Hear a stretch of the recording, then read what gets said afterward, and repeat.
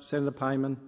Thank you, Deputy President. Well, what do we have here? The government coming in this place and discharging the same very bill that they claimed would make things easier, or, as we heard from Senator Gallagher, nothing to see here, people. Can I remind the chamber that this is the second bill the government has discharged on their own accord. After the mis and disinformation that failed miserably, this is the second bill that they come in here and have to discharge because they've seen that not only is the Senate not willing to support them, and I thank my colleagues both in the Liberal Party, the Nationals, the Greens, the crossbench, coming together and saying we will make sure that we listen to the Australian public. Journalists have had issues with this. We've had whistleblowers raise concerns about this bill. So it has been on the notice paper for a while, and the government just refused to listen to the Australian public. We value democracy, we value transparency, but those opposite, the government, who claim to have received that mandate from the Australian people to be more transparent, we're seeing the exact opposite.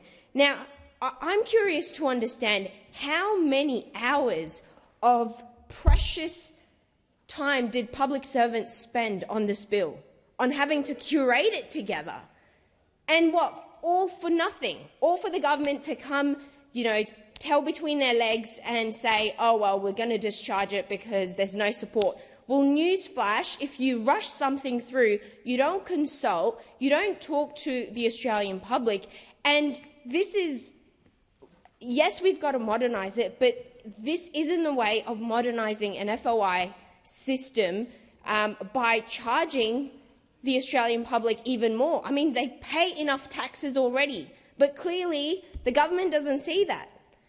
What do you have to hide that you're so adamant on making it harder for people to gain access to information from your government? What was the whole point of establishing the National Anti-Corruption Commission that, as a former Labor senator, or rather candidate, I was campaigning heavily on? What's the whole point of claiming to be transparent, something that your own Labor members have been asking for, and yet you come in this place and you say, oh no, we're just going to make it harder because of some frivolous and vexatious claims? You don't want to do your job properly, then just admit it. But we're not going to stop making sure to keep you accountable and making sure that transparency is paramount and it's always prioritised in this place. And so I also just want to give a shout out to Rex Patrick, the transparency warrior, for walking the halls and making sure that this bill is taken off the list, of the notice paper, because as we've seen it, it's not fit for purpose.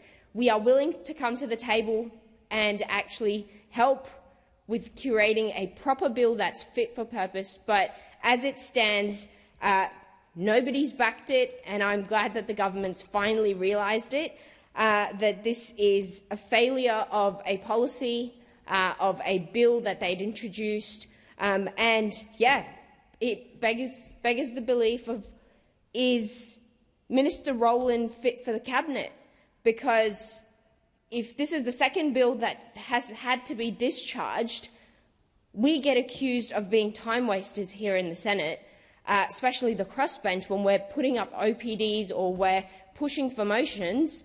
I was hoping to have this debated next week and the question to be put then, and I'm glad that the government's finally realised no one's going to support this shambolic of a bill, and the Australian public deserve better. They deserve transparency, they deserve honesty, and if the government's not going to do it, you've got the crossbench and the other parties here in the Senate fighting for the Australian people.